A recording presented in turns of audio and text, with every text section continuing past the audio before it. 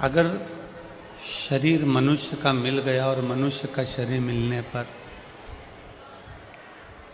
शिव भक्ति आप कर रहे हैं, भगवान शंकर की विरल भक्ति को आप अगर धारण कर रहे हैं,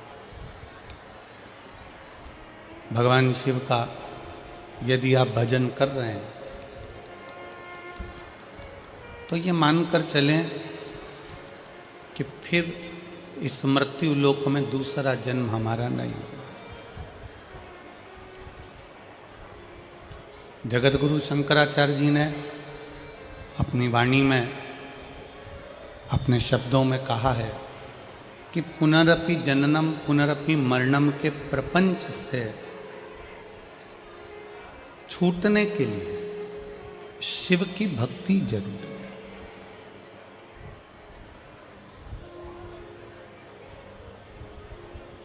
भगवान शंकर की अविरल भक्ति जरूरी है।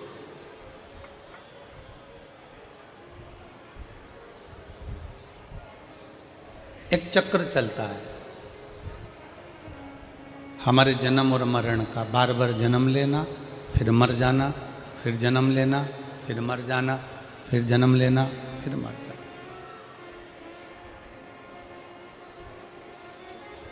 ये जन्म और मरण का जो चक्र है, इस चक्र का पहिया शिव रोक सकते हैं। इस चक्र का पहिया भगवान देवाधिदेव महादेव रोक सकते हैं। और केवल वो रुकता कैसे है? आपके शंकर का गुणगान करने से। आप अगर शिव जी के मंदिर जा रहे हो, शंकर की भक्ति कर रहे हो, शिव की भक्ति को अपने हृदय में उतार रहे हो, धारण कर रहे हो, तो समझ लो कि आपका बार बार फिर जन्म नहीं होगा।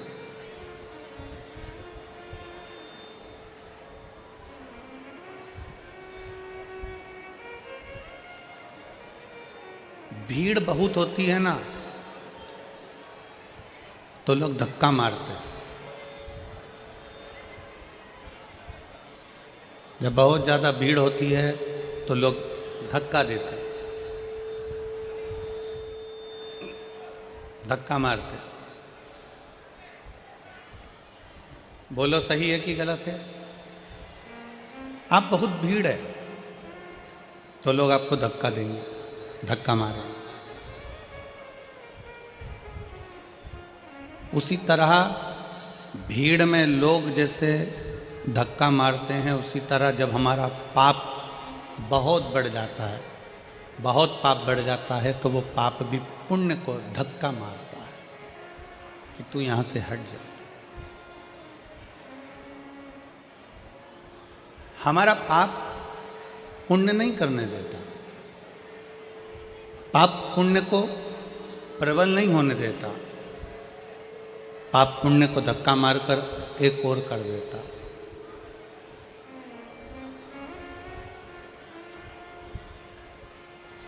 शिव महापुराण की कथा कहती है कि बहुत भीड़ होने पर लोग धक्का देते हैं, उसी तरह पाप भी पुण्य को धक्का देता है कि तू एक और हो जा, इसको पाप करने दे, इसको पाप और बढ़ाने दे।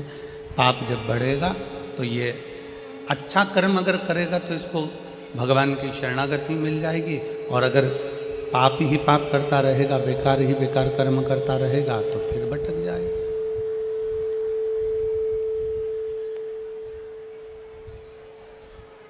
फिर पुनः भटक जाएगा। तो शिव महापुराण की कथा कहती है, जैसे भीड़ धक्का देती है, बहुत भीड़ होने पर धक्का लगता है, उसी तरह शिव महापुराण की कथा कहती है, जब हम भगवान शंकर को एक लोटा जल समर्पित करते हैं, शिव जी की अविरल भक्ति को धारण करते हैं, शंकर भगवान के भजन में हम डूबे रहते हैं, श्री शिवाय नमस्तुभ्यम हम जपते रहते हैं, भगवान शंकर का गुणगान करते रहते हैं, तो भगवान शिव भी हमें उन्नति की ओर बढ़ाने के लिए, आगे बढ़ाने के लिए एक थोड़ा सा धक्का मार ही देते हैं और हम उन्नति की सीढ़ी पर चढ़ ही जाते हैं।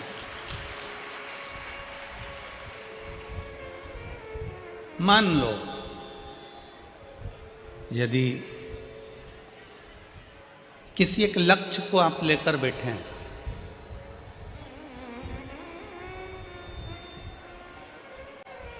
बाबा हमारा ये काम कर देना, बाबा हमारा ये कार्य पूर्ण कर देना, बाबा हमारा ये कार्य पूर्ण कर दीजिए, बाबा ये हमारा काम है, आप पूरा कर देना, आप ये कृपा कर देना, आप ये दया कर देना, आप ये करुणा कर देना। शिव महापुराण की कथा कहती है, अगर आपका वो कार्य नहीं हुआ, मान लो तुमने मेहनत भी करी, सब कुछ करा, खूब मेहनत कर कर तुम आगे भी बढ़ गए, सब कुछ हो गया और तुम्हारा वो कार्य जो तुमने सोचा था वो नहीं हुआ, तो भगवान शंकर को उसके लिए भी धन्यवाद देना।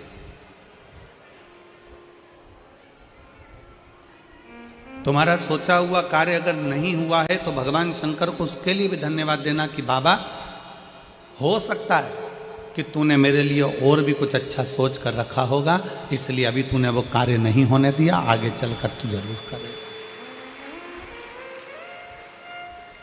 हम ये विचार ना करें, हम हमारे मन में ये भाव उत्पन्न ना करें, हमारे मन में ये विचार लेकर ना आए, हमारे मन में हम ये भाव लेकर ना आए कि बाबा ने हमारी नहीं सुनी या बाबा ने हमारे लिए कार्य नहीं किया ना।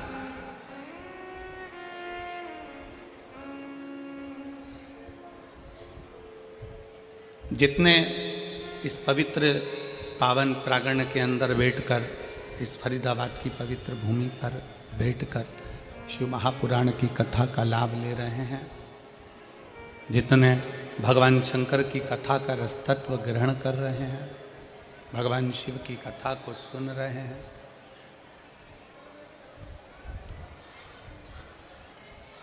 आप अपने मन में एक भाव लेकर आओ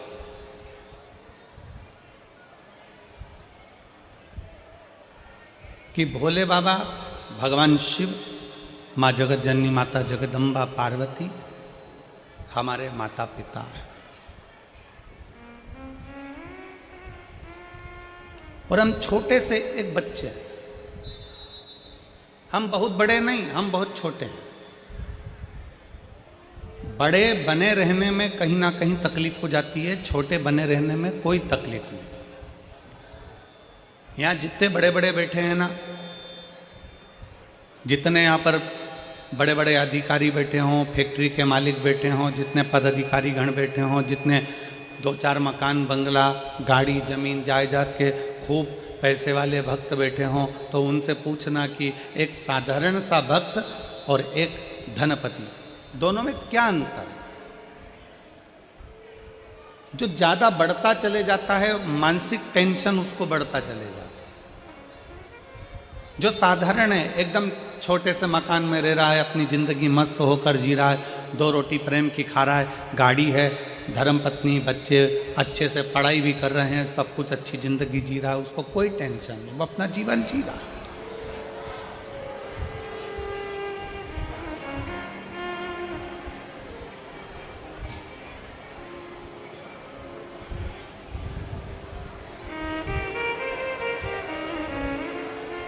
रोड का कितना भी टैक्स जमा कर दो,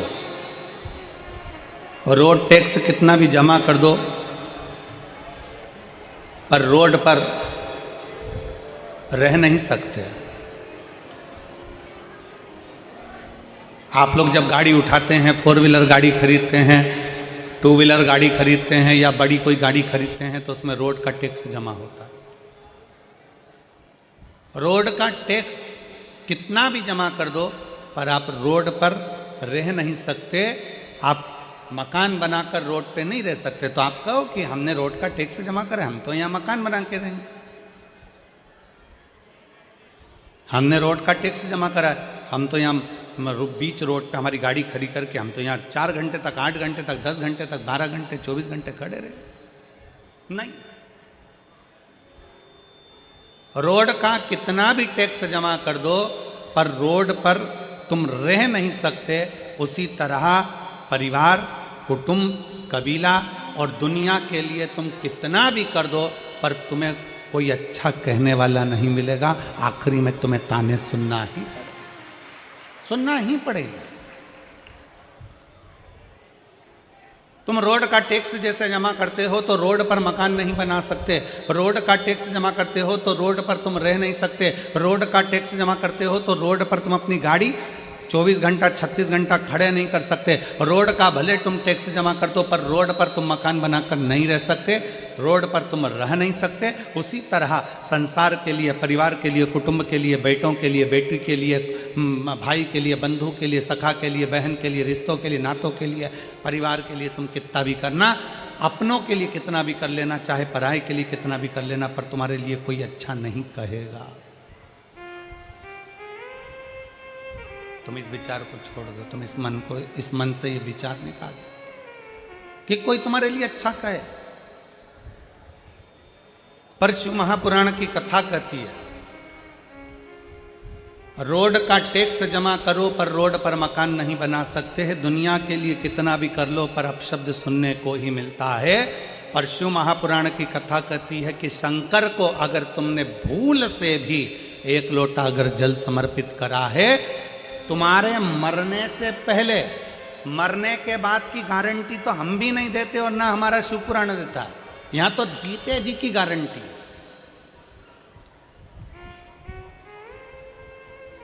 कई लोग कहते हैं कथा सुनोगे तो बैकुंठ चले जाओगे, बैकुंठ में तुम्हारा निवास होगा। हमने अपनी व्यासपीठ से आज तक नहीं कहा कि तुम बैकुंठ जाओगे कि नरक जाओगे, क्योंकि हम खुद भी जाकर देख के नहीं आए, तो तुमको काहे को बोले कि तुम बैकुंठ जाओगे कि नरक जाओगे। और जो तुमसे कहे कि बैकुंठ जाओगे कि नरक जाओगे की चर्चा करे तो तुम उनसे कह देना महाराज जी घूम कर आए हो क्या, ऊपर देख कर आए हो क्या, जो गया वो कैसे बता सकता है कि बैकुंठ गया कि नरक गया। तो बैकुंठ और नरक की चर्चा वेदव्यास जी ने शिव महापुराण में नहीं करी। बैकुंठ और नरक की चर्चा मेरे वेदव्यास जी वर्णन नहीं करते। मेरे वेदव्यास बाबा शिव महापुराण के 24,000 श्लोक में 12 खंड में इन संहिताओं के अंतर्गत, इन लीलाओं के अंतर्गत भगवान शंकर की गणना कर कर कहते हैं कि पूरा स्वर्ग और पूरी नरक इसी पृथ्वी पर है। बस आप शिव महापुराण की कथा कहती है, जब एक लोटा जल हम देवाधिदेव महादेव को समर्पित करते हैं, शंकर जी को जल चढ़ाते हैं, तो तुम्हारा चढ़ाया गया जल तुम्हारे मरने के बाद क्या देगा इसका वर्णन शिव पुराण नहीं करती। पर शिव पुराण कहती है कि तुम्हारा अगर एक लोटा जल तुम महादेव को चढ़ा रहे हो तो यह पक्का है कि तुम्हारे मरने से पहले वो जल तुम्हारा कल जरूर बदलेगा, ये निश्चितता है।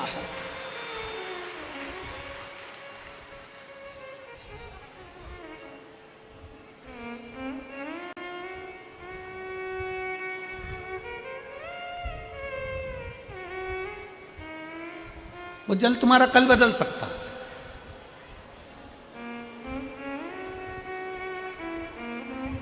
आपने शिव जी को जल चढ़ाया है, वो चढ़ाया गया जल तुम्हें फल दे सकता है।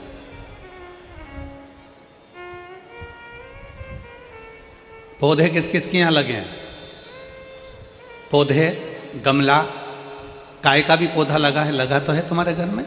पौधे जिन जिन के यहां लगे हैं, रोज पानी देते हो कि नहीं देते हो?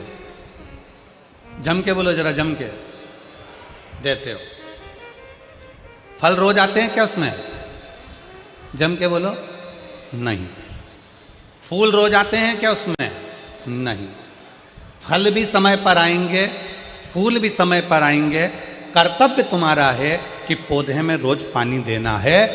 फल भी आएगा, फूल भी आएगा, समय आएगा तो फल फूल दोनों प्राप्त होंगे। बस पौधे में पानी डाले जाओ तो फल फूल तुम्हें मिलेंगे जरूर। तुमने पानी डालना बंद करा तो फल फूल तुम्हें प्राप्त नहीं होंगे। उसी तरह शंकर पर एक लोटा जल चढ़ाए जाओ, चढ़ाए जाओ, चढ़ाए जाओ, मेरा भोले बाबा उसका फल तुम्हें जरूर देगा। थोड़ा समय लग सकता है, निश्चित समय पर देगा, देगा। थोड़ा समय लग सकता है, थोड़ा समय लगेगा।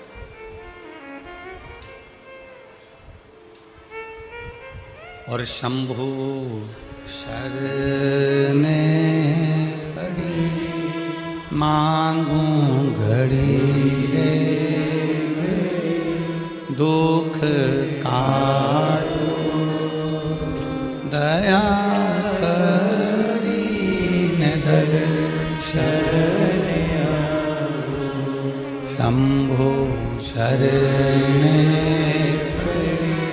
मांगू घड़ी रे दुख काटो दया करी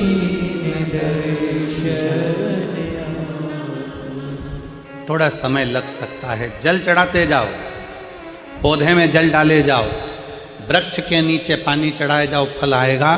पौधे में जल डाले जाओ, फूल जरूर आएगा। उसी तरह शंकर पे एक लोटा जल चढ़ाए जाओ, प्रतिदिन चढ़ाओ, एक ना एक दिन उसका फल जरूर आएगा और तुम्हारा कल्याण जरूर होगा।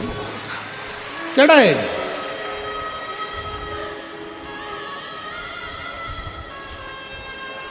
कोई जल्दी बनता है, कोई लेट बनता है। शंकर को जल चढ़ाने वाला एक दिन सेठ जरूर बनता। थोड़ा समय लग सकता है, थोड़ा आगे पीछे हो सकता है, थोड़ा समय आगे पीछे होगा, पर होगा जरूर।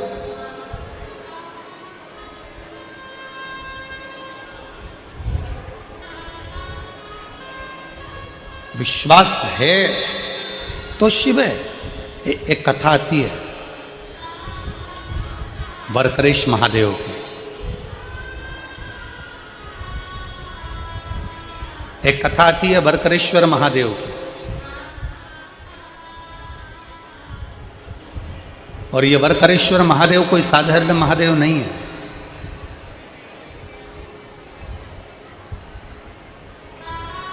एक बड़ा सुंदर सा चरित्र आता है।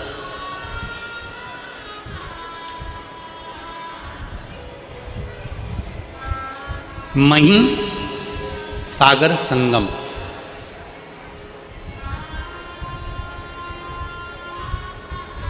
दुनिया का एक ऐसा तीर्थ मही सागर संगम, जहाँ पर मही नदी सागर में जाकर मिलती है, तो उसको मही सागर संगम कहते हैं।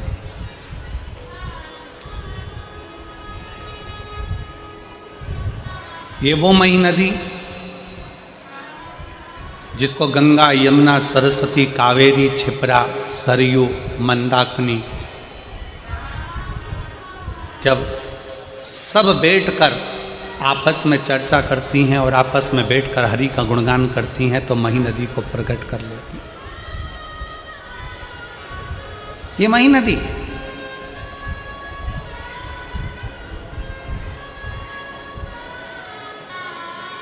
मध्य प्रदेश से निकलती हुई, राजस्थान से होती हुई सागर में जाकर मिल जाती है,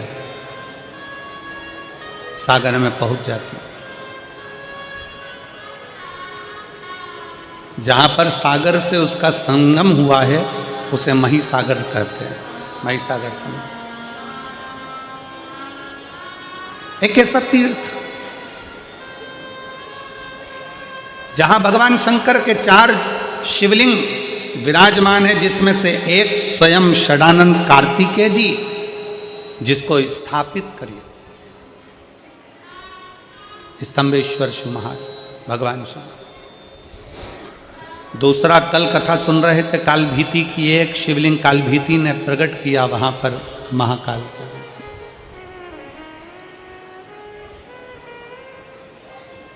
एक स्वयं सिद्धनाथ के रूप में, सिद्धेश्वर के रूप में प्रकट किया, और दूसरा है वरकरेश्वर महादेव। कभी जिंदगी में अगर मौका मिले तो मही संगम एक बार जरूर जाएं और मही संगम का दर्शन करें। वरकरेश्वर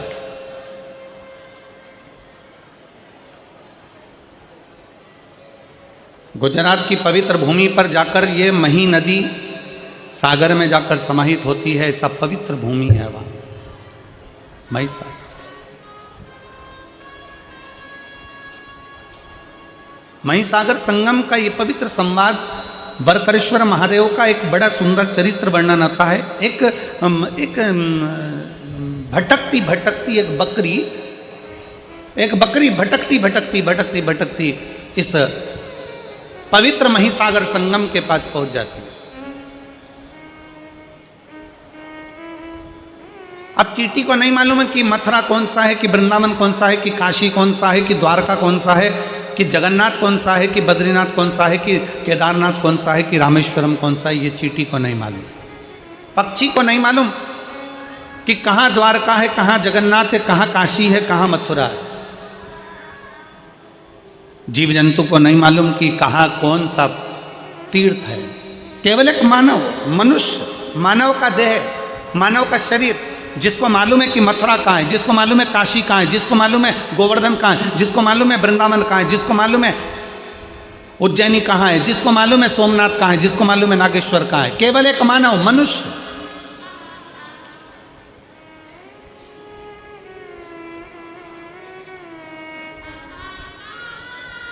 कभी तुमने कहीं सुना है, लाखों की संख्या में आप लोग बैठे हो और लाखों करोड़ों की संख्या में आस्था चैनल पर लोग इस कथा को श्रवण कर रहे हैं, शिव भक्त इस कथा को सुन रहे हैं, और लाखों की संख्या में लोग इसको फेसबुक यूट्यूब पर कथा श्रवण कर रहे हैं। 5 दिन की ये फरीदाबाद की शिव महापुराण की कथा, लाखों करोड़ों भक्त देश में और विदेश में बैठकर इस कथा को सुन रहे हैं। कभी किसी ने सुना कि गाय को ले जाकर तीर्थ कराओ, कभी किसी ने सुना चींटी को ले जाकर तीर्थ कराओ, कभी किसी ने सुना कि कुत्ते को ले जाकर तीर्थ का स्नान कराओ, कभी किसी ने सुना पशु को ले जाकर तीर्थ का स्नान कराओ, कभी किसी ने सुना कि पक्षी को तीर्थ का स्नान कराओ। केवल सुनने में मिलता है तो केवल इतना मिलता है कि मनुष्य इस तीर्थ में जाकर स्नान करे। मनुष्य, मानव शरीर, ये मनुष्य जाए और तीर्थ का दर्शन करे, मनुष्य जाए और तीर्थ में स्नान करे। क्यों? क्या चींटी के लिए तीर्थ नहीं है? क्या चींटे के लिए तीर्थ नहीं है? क्या पशु के लिए तीर्थ नहीं है? क्या पक्षी के लिए तीर्थ नहीं है? केवल एक मनुष्य के लिए क्यों लिखा कि मानव तीर्थ में जाए? मानव जाए, जाकर तीर्थ का स्नान करे, मानव जाए कुरुक्षेत्र में जाकर स्नान करे, मानव जाए तीर्थ में जाकर दर्शन करे। केवल मनुष्य के लिए क्यों है? तो शिव महापुराण की कथा कहती है पशु पक्षी के लिए नहीं, मनुष्य के लिए तीर्थ का दर्शन, तीर्थ का स्नान, तीर्थ का दान, तीर्थ का भजन केवल मनुष्य के लिए इसलिए कहा गया क्योंकि 83,99,999 योनियां काटने के बाद 84 लाख में नंबर की योनि है मनुष्य की योनि।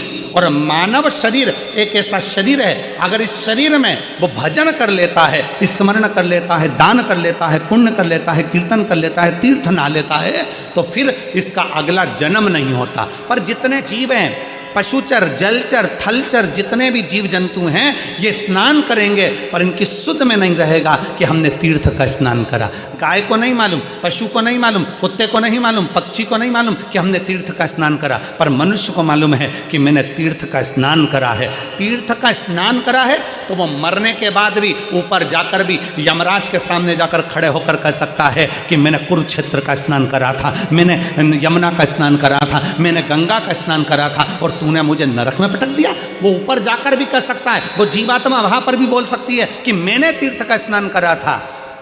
और शिव महापुराण की कथा कहती है अगर भूल से भी, शिव महापुराण का बड़ा सुंदर चरित्र कहता है कि जैसे तीर्थ में पशु पक्षी जीव जलचर थलचर वायुचर को नहीं मालूम रहता कि वो कहाँ है, शिव महापुराण की कथा कहती है अगर भूल से भी अगर कोई कुत्ता, कोई पशु, कोई पक्षी, कोई जानवर, कोई जलचर, कोई थलचर 12 ज्योतिर्लिंग में से किसी एक ज्योतिर्लिंग में अगर जन्म भी ले लेता है तो फिर उसका अगला जन्म नहीं होता, वो जीव उसी जगह से तर जाता है, उसी जगह से तर जाता है। कितना सुंदर का एक गाली लोग दे देते हैं, तुझमें अकल नहीं है, तू स्वान है, तू कुत्ता है, तू गधा है, और लोग लड़ने बैठ जाते हैं। अगर जिसने गाली दी है ना उससे कहो भगवान से प्रार्थना करना, अगर स्वान भी बनाए ना, कुत्ता भी बनाए ना, तो कहीं किसी तीर्थ का बना देना, काशी विश्वनाथ के उस बनारस का, उस विश्वनाथ की भूमि वाराणसी का बना देना। अगर मुझे गधा भी बनाए तो भगवान से प्रार्थना करना कि हरिद्वार का बना देना। कम से कम गंगा की रज मुझे लगेगी, काशी विश्वनाथ के गंगा की रज मुझे लगेगी, उज्जैनी की रज मुझे लगेगी, कुबरेश्वर धाम की रज मुझे लगेगी, तो मैं भी तर जाऊंगा, अगला जन्म मेरा फिर संसार में नहीं होगा। बनाना तो ऐसा बना, बनाना तो ऐसा बना।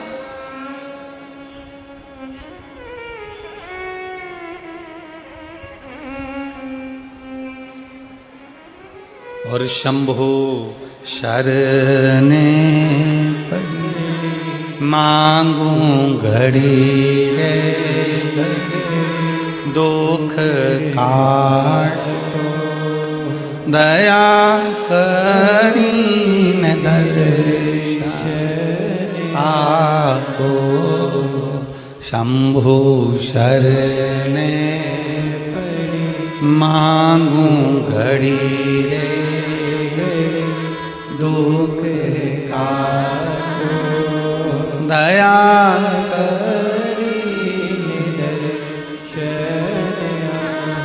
शिव कथा कर रही है, भगवान शंकर का संवाद कर रहा है, शिव महापुराण कर रही है। बकरी को नहीं मालूम था कि ये महिसागर संगम है।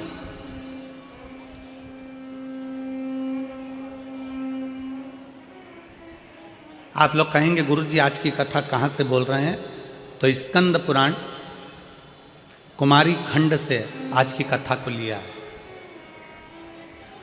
स्कंद पुराण का ये पवित्र चरित्र शिव महापुराण के अंतर्गत स्कंद पुराण का ये छोटा सा भाव लिया गया।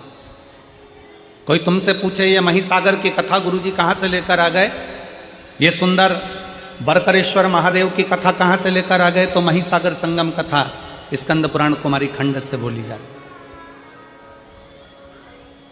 एक बकरी, उसको नहीं मालूम बकरी को तीर्थ क्या है, बकरी को नहीं मालूम कि क्या धाम है, बकरी को नहीं मालूम कि कहां हो।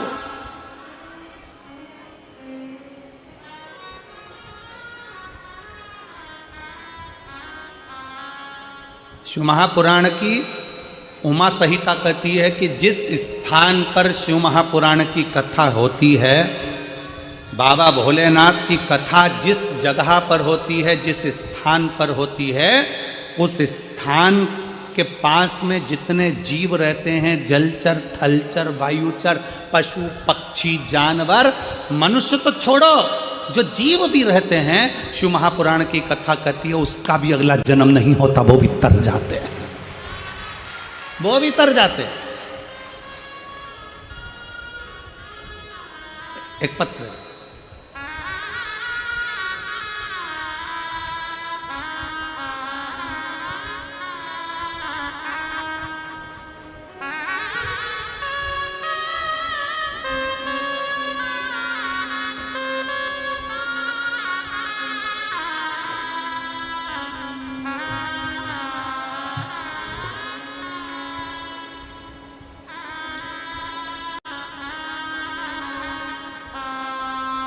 मैं हरियाणा की, ये क्या लिखा है,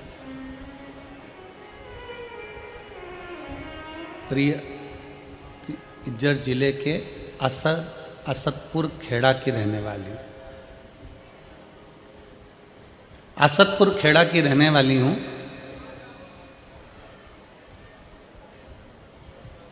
मैं 3 साल से ये पत्र जिसने दिया है, राम जी का फोटो बना है, जिनने दिया है वो अगर बैठी हो तो हाथ हिला सकती है।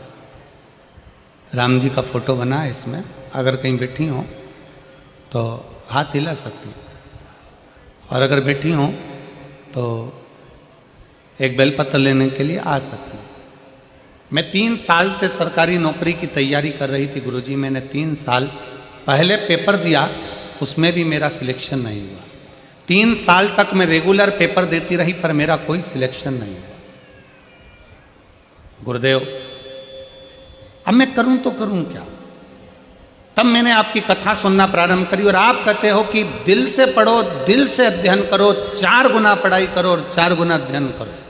मैंने वो भी कर कर पढ़ाई करी, एग्जाम दिया, पर उसका भी कोई रिजल्ट नहीं आया। अब करूं तो करूं क्या। तब मुझे मन में आया कि सीवर वाला गुरुजी कहता है कि पशुपतिनाथ का व्रत करो, और मैंने पशुपतिनाथ का व्रत करना प्रारंभ करा। गुरुदेव आप कहते हो कि पंडाल में बैठकर कथा का रसपान करो, मैंने पंडाल में बैठकर भी कथा का रसपान किया, और बाबा ने क्या मुझे दिया पंडाल में बैठ के कथा सुनने का फल। शायद दुनिया के लोग कहते होंगे कि पंडाल में बैठकर कथा सुनना, हम कहते हैं पंडाल नहीं, जिस जगह पर शिव महापुराण की कथा होती है वो पंडाल नहीं, वहाँ की मिट्टी कंकर शंकर बन जाती है, और बाबा हमारी बात को सुनता है। गुरुदेव हमने कथा सुनना प्रारंभ करी, पंडाल में बैठकर पशुपतिनाथ का व्रत किया और बाबा की कृपा से जो 3 साल पहले मैंने एग्ज़ाम दिया था, उस 3 साल पहले के एग्ज़ाम का रिजल्ट आ गया और बाबा की कृपा से मैं हरियाणा पुलिस में भर्ती हो गई। मैं बाबा को यहाँ धन्यवाद देने के लिए आई। एक शिव तत्व लाइन अच्छी लिखी है, आप और हम गुनगुनाते हैं। और अभी मेरी ट्रेनिंग गुड़गांव में चल रही है। खाली ना जाता कोई दर से तुम्हारे, खाली ना जाता कोई दर से तुम्हारे, मैं भी खड़ी हूँ नन्ही बाहें पसारे, अपने से लगा लो गिना जा रहा हूँ, उठा लो भोले अपने दर से, अब तो ना टालो, गिरी जा रही हूँ, उठा लो। एक विश्वास अपने भीतर दृढ़ करिए,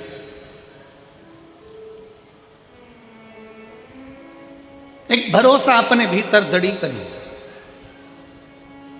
एक जीव जंतु को नहीं मालूम कि हम कहां पर हैं, एक पशु को नहीं मालूम कि हम कहां पर, एक पक्षी को नहीं मालूम कि हम कहां पर हैं।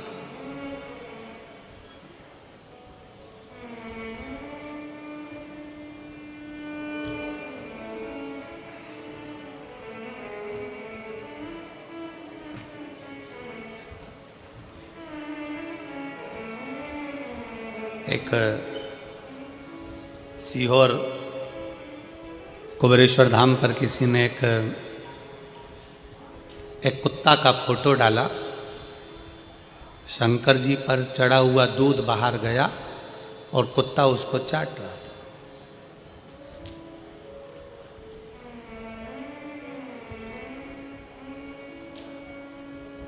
फोटो डालकर उसने लिखा कि गुरु जी से कहना कि जो दूध चढ़ता है वो कुत्ता बिल्ली पीते रहते हैं, तो गुरु जी ने मंदिरों की सफाई तो करवा ही दी है, पर ऐसा कर दो कि यह कुत्ता बिल्ली मंदिर के द्वार पर ना आए और वहाँ दूध वगैरह ना पिए। अब वो पत्र हमको वो मैसेज कहा, गुरु जी ये मैसेज आया। मंदिर की सफाई तो आप करा ही देते हो, मंदिर में तो खूब दिया बत्ती लगने लगा, मंदिर में लोग जाने लगे, पर ये चढ़ा हुआ दूध कुत्ता पी रहा है, ये अच्छी बात है। तो जिसने वो मैसेज भेजा था, बहुत पहले की बात है, हम उनसे कहेंगे आपका चढ़ाया गया दूध, शिव पर चढ़ा हुआ जल आप और हम पीते हैं तो बाबा की कृपा आप और हम पर हो जाती है। अगर वो चढ़ा हुआ दूध किसी स्वान ने पी लिया, कुत्ते ने पी लिया, तो उसकी भी तो जिंदगी संवर गई है, उसका भी तो जीवन संवर गया। मेरे शंकर भगवान का एक नाम है पशुपतिनाथ। शिव केवल तुम्हारे ही नहीं, शिव केवल सीहोर वाला महाराज का नहीं, शंकर भगवान केवल तुम्हारे नहीं, शंकर भगवान केवल मनुष्य के नहीं, शंकर भगवान तो पशु के भी देव हैं, इसलिए उसको पशुपतिनाथ कहते हैं।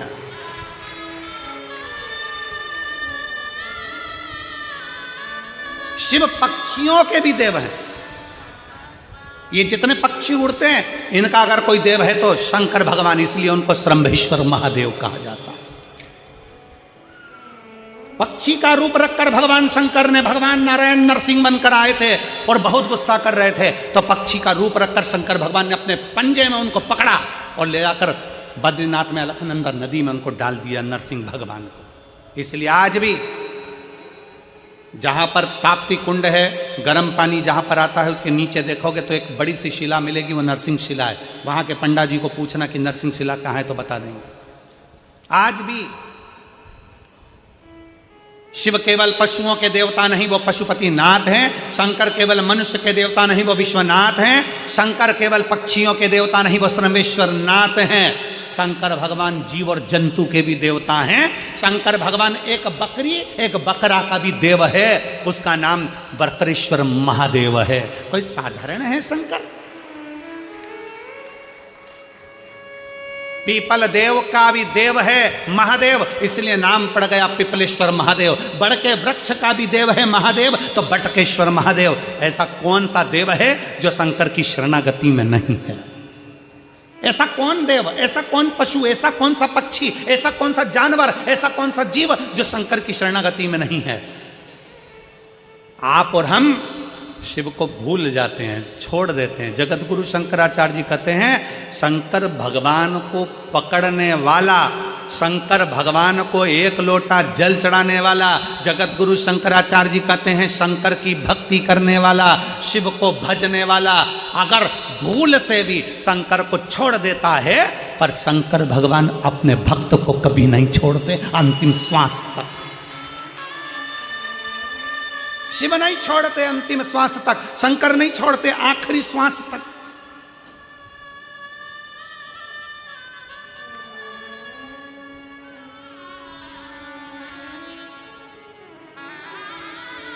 हर एक रवा भगत की कथा हमारे उज्जैनी में आती है, महाकाल राजा की रवा भगत की कथा।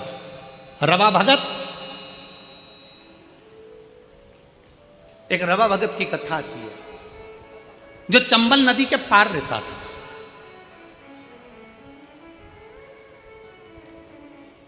अब चंबल नदी के पार रहता था रवा भगत, और वो शंकर को बड़ा भजता था।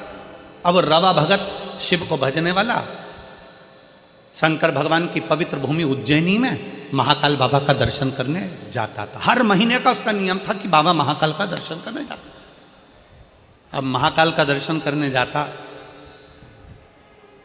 कभी तो उसको डाकू लूट लेते, कभी उसका पूरा धन छुड़ा लेते।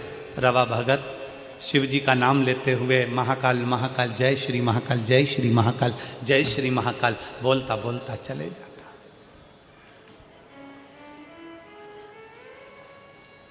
कई साल निकलते चले गए, कई साल। उज्जैनी जाए, अवंतिका जाए, छिपरा नहाए, महाकाल का जल चढ़ाए और महाकाल का दर्शन करे। अब तो महाकाल मंदिर में प्रवेश ज़्यादा नहीं होता, पर पूर्व की कथा है जब तो महाकाल मंदिर में महाकालेश्वर और भक्त, इसके सिवा कौन जाते, लोग जल चढ़ाते और अपने घर चले जाते। छिपरा बिल्कुल महाकाल मंदिर के पीछे बहती थी। अभी अभी छिपरा तो महाकाल मंदिर से दूर हो गई, पर छिपरा महारानी महाकाल मंदिर की दीवार और छिपरा महारानी का बहना एक साथ था, इतनी नजदीक से बहती थी। रवा भगत महाकाल बाबा को जल चढ़ाए, छिपरा जी का जल भरे और महाकाल राजा को चढ़ा दे और चल दे। कई साल निकल गए, कई साल।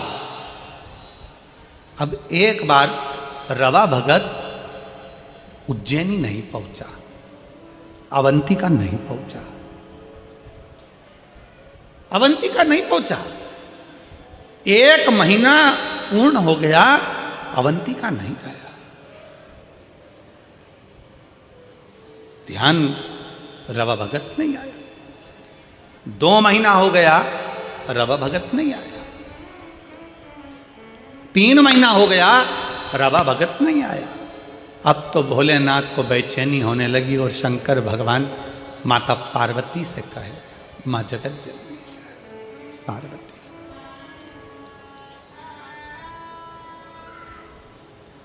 उज्जैन कौन कौन गया है? सब गए हो? रखो। शंकर जी के मंदिर में पार्वती जी हमेशा बैठी रहती है। उज्जैन महाकाल के मंदिर में पार्वती जी बैठी नहीं है, खड़ी हुई है। करें दर्शन आप लोगों ने? जम के तो बोलो, करें ना? पार्वती जी खड़ी। शिव बोले रवा भगत के लिए, पार्वती हर महीने मेरा भगत आता था, रवा भगत आ नहीं रहा। चंबल के पार रहता है, हो सकता है कहीं डाकुओं ने उसको कुछ त्राण दे दिया हो, तुम जाओ देखो क्या। पार्वती जी दौड़कर रवा भगत के यहाँ पहुंची और रवा भगत के यहाँ एक बूढ़ी का रूप रखकर उन्होंने क्या देखा कि रवा भगत के यहाँ तो खाने के भी लाले पड़ रहा है, खाने के लाले। क्यों? रहा नहीं गया। हाथ जोड़कर माता पार्वती जी ने रवा भगत से कहा, भगत जी, ओ भगत जी, पूरे नगरी में कोई दयालु दयार नहीं है, पूरी नगरी में कोई दानी नहीं है, मुझे भूख लगी है, तुम्हारे यहाँ रख लोगे? मेरा कोई है नहीं, मुझ बूढ़ी को तुम कृपा कर दीजिए।